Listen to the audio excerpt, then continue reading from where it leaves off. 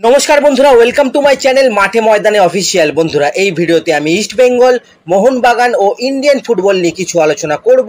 তোমরা যারা আমার ভিডিওটা দেখছো, আমার চ্যানেলটা প্লিজ সাবস্ক্রাইব করে নাও ইন্ডিয়ান ফুটবলের এরকমই আরো আপডেট পেতে। প্রথমেই বলি, কালকে যে জেরার্ড জারাগোজার ব্যাঙ্গালোর টিমের হেড কোচের পদ তিনি ছেড়ে দিয়েছেন, তার জায়গায় ইন্টারিম হেড কোচ হিসেবে রেনেডি সিং এসেছে বেঙ্গালুরুতে। রেনেডি সিং লকডাউনের সেকেন্ড বছরে ইস্ট বেঙ্গলের সহকারী কোচের পদ থেকে পরে হেড কোচ হয়ে কিন্তু দু একটা ম্যাচ খেলিয়েও ছিল, ফলে এক্সপিরিয়েন্স আছে কিন্তু রেনেডির। এদিকে জেরার্ড জারাগোজার তার ফুল টিমকে নিয়ে সরে গেছে, ফলে রেনেডি সিংকে কিন্তু নিজের মতো আবার টিম গঠন করতে হবে। যতদূর শোনা যাচ্ছে জেরার্ড গ্রিসে চলে গেছে, সেখানকার কোনো ক্লাবে কোচিং করাবেন তিনি। এরপর যদি আমরা একটু ইস্ট বেঙ্গলের মহিলা ফুটবল টিমের কথা বলি, তো ইস্ট বেঙ্গল মেয়েদের ভিসা নিয়ে একটা সমস্যা হচ্ছিল, আপনারা সকলে জানেন। সেখানে এএফসি তে খেলতে যাওয়াই একটা প্রশ্নের মুখে পড়ে গেছিল ইস্ট বেঙ্গলের। তো সেই সমস্যার সমাধান হয়ে গেছে। আপাতত গতকাল তারা চীনের ফ্লাইট ধরে নিয়েছে।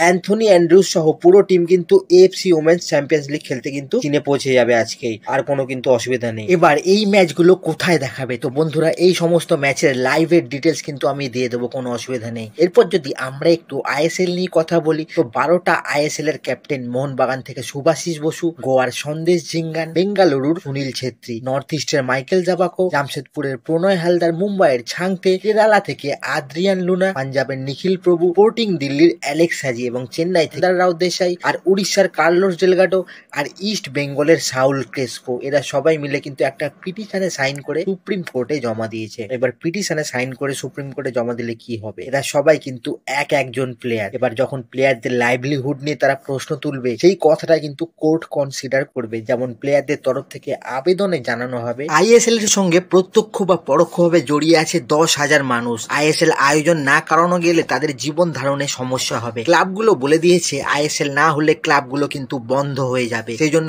কোর্ট ফেডারেশনকে এমন নির্দেশ দিক যাতে কমার্শিয়াল পার্টনারের চুক্তির শর্তগুলো তারা যেন আরেকবার চেঞ্জ করে, যাতে বিডাররা বিষয়টাতে আগ্রহী হয়। কারণ বর্তমানে যা শর্ত আছে তাতে করে কিন্তু কোনো বিডার আসবে না। তো কোর্ট যেন এমন অর্ডার দেয় যাতে করে সংবিধানে সেই শর্তগুলো চেঞ্জ করে বা অ্যামেন্ড করে কোনো নতুন কমার্শিয়াল পার্টনার তারা কিন্তু তাড়াতাড়ি নিযুক্ত করে, যাতে খুব তাড়াতাড়ি আবার লিগটা চালু হোক এবং প্লেয়াররা আবার জব ফিরে পাক। মোট কথা, বিচারপতিরা নির্দেশ দেওয়ার সময় এটা যেন মাথায় রাখে এই লিগের সঙ্গে প্লেয়ারদের জীবন ধারণ জড়িয়ে আছে। তো এটা নিয়েই প্লেয়াররা কোর্টে গেছে। যাই হোক, এরপর যদি আমরা একটু ইস্ট বেঙ্গলের কথা বলি, প্রথমত সাউল ক্রেসপোকে নিয়ে একটু চিন্তায় আছে ইস্ট বেঙ্গল। 17 তারিখ মানে 17ই নভেম্বর সাউল প্র্যাকটিসে নামবে। তো মোটামুটি সাউল কিন্তু 16-17 দিন সময় পাবে রিহ্যাব করে ফিট হয়ে প্র্যাকটিসে নামবে। তো এই 16-17 দিনে সাউল কি ফিট হয়ে আবার মাঠে নামতে পারবে, এটা নিয়ে কিন্তু প্রশ্ন থেকে যাচ্ছে। সেমিফাইনালে পাঞ্জাব কিন্তু যথেষ্ট কঠিন টিম, তো সেই জন্য সাউল কিন্তু খুবই ইম্পর্টেন্ট প্লেয়ার। সে না খেললে মাঝ মাঠে তো একটা ছন্দ কাটবে। এদিকে গোলে হয়তো প্রাপসুকান গিলও নাও থাকতে পারে, পুরোটাই কিন্তু এখন গিলের রিকভারির ওপর নির্ভর করছে, সে খেলতে পারবে কি পারবে না। তো দুটো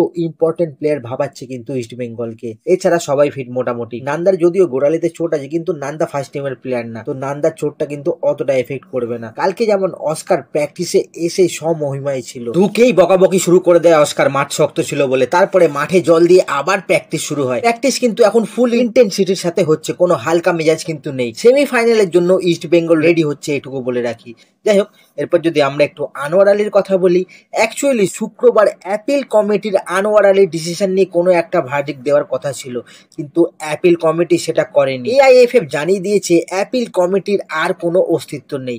তো সেই জন্য মোহনবাগান কিন্তু অনেকটা রাগ দেখিয়ে ফিফাকে একটা চিঠি লিখেছে। এখানে একটা ব্যাপার আছে, আনোয়ার আলী ডাইরেক্ট কেস নিয়ে কিন্তু ফিফায় যেতে পারবে না মোহনবাগানকে, অ্যাপিল কমিটির ডিসিশন নিতে হবে। তো অ্যাপিল কমিটি গড়িমসি করছে বলে মোহনবাগান শুধুমাত্র কিন্তু কমপ্লেন করেছে অ্যাপিল কমিটির বিরুদ্ধে। অ্যাপিল কমিটি যেন তাড়াতাড়ি ডিসিশন নেয়, সেই জন্য ডাইরেক্টলি তারা কিন্তু ফিফার দ্বারস্থ হয়নি যে ফিফার থেকে এখনই আনোয়ার মামলার সিদ্ধান্ত চাই। তো যেই চিঠিটা তারা দিয়েছে সেটা কিন্তু অ্যাপিল কমিটির এগেনস্টে। এই হচ্ছে ব্যাপার। তো আজকের ভিডিওতে এতটুকুই, দেখা হচ্ছে আবার পরের ভিডিওতে। নমস্কার।